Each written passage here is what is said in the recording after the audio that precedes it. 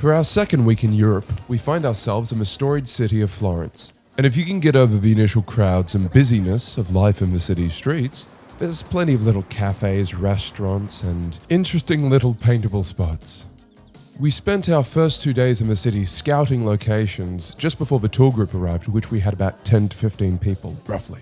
It was a real balancing act trying to find something that was both visually spectacular, but also readily accessible so everyone could get to. That's where we settled on the Panoramica di Firenze, where if I'm not wrong, I can hear Dad cracking open his easel right now. Here we have some really nice balance of big shapes, so it's not leaving too many small or open areas, which I think I really love. So Thank you. Yeah, I was thinking the same thing. Okay, excellent.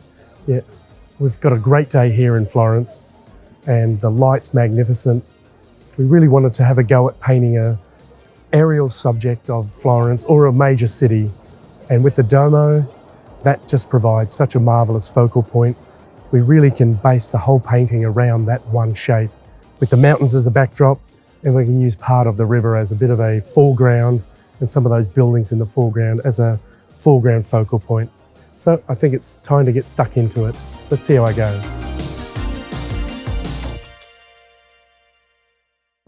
Okay, just going to mix up a nice mid-tone. When tackling this sort of subject, I find just to tint the board, even though it's already tinted with acrylic, but just to get some wet paint onto the surface, just to unify the whole board, because it's that classic sort of coolish light mid-tone, but then I'll be starting to then search out for the bigger shapes. So that's kind of got the effect that I was after. Probably one of the best tricks or tips that I can give you for a subject like this is to search out the biggest shape and try and make that the linchpin, the overriding shape. So then we balance everything off that. So this is and it's hard to say with a sore throat, the Duomo, the main big church in Florence. I've always wanted to paint this scene, but it has been a hard road to get here. We had an 80-hour trip from Brisbane to Florence with a massive sort of delay and uncertainty in Dubai as well, which ended up with Alex first getting a throat infection and then me, and they lost my bags for nearly 12 days, I believe. So I was having to work out on 2 or 3 different changes of clothes. We didn't have hot water for the first few days. And then I also ended up with a bit of conjunctivitis. So I noticed when finishing one of the earlier videos, the drawing, I noticed my eyes were really quite sore, even though it was the end of the day and it'd been a long day, but they felt different sore. And yeah, sure enough, I had conjunctivitis on top of everything. But when you travel, you expect a little bit of trouble. Well, that was the worst. I think my record was 52 hours in transit with some delays, and I thought I'd never ever break that record, and it wasn't a record I wanted to break, but boy, Alex was a tower of strength to pick me up when I was getting flat and tired, and hopefully I was there to sort of keep his spirits up, even though you could see it in our face that we were pretty well shot quite a few times there. But we kind of got Alex's suitcase first, and that was a little moment of joy when we're in Spinocchia. But then we soldiered on. So let's get back to the painting. So I've got that big shape, and you can see the lit shape in the foreground, even though they're kind of in line, and we could sort of see that as a bit of a concern. But the great thing with triangulation is that all we need to do is put that third focal point, and then that tends to correct any sort of concern with that, even though they're two big, strong, powerful shapes. And I think with plein air work, it doesn't always, or it won't always, work out exactly as you want. That's why I see it more as research, developing ideas is really par for the course for me these days. I mostly do just 9x12s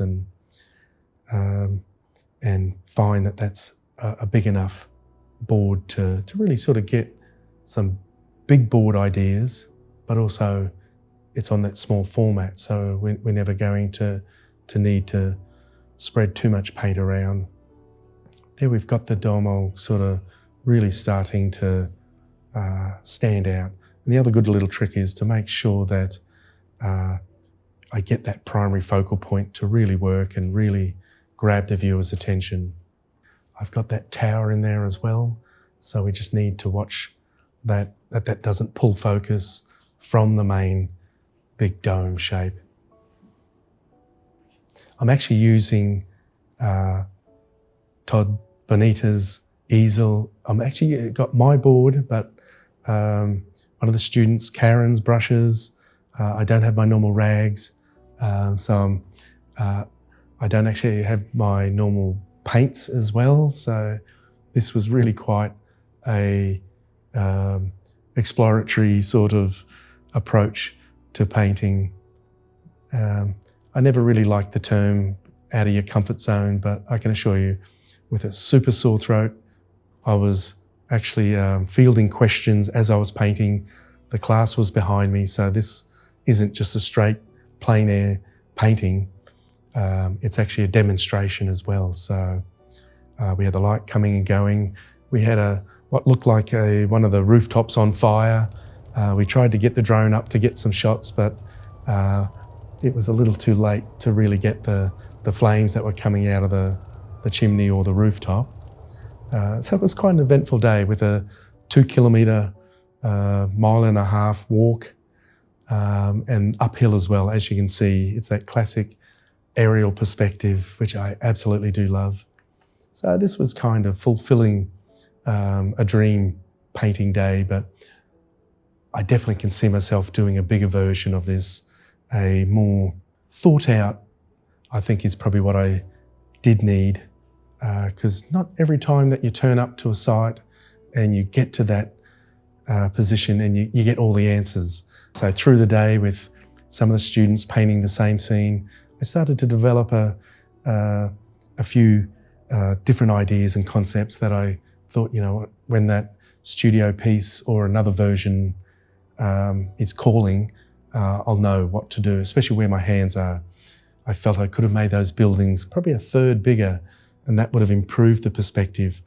That also would have closed in that mid-distance, so it would have had me not needing to invent as much.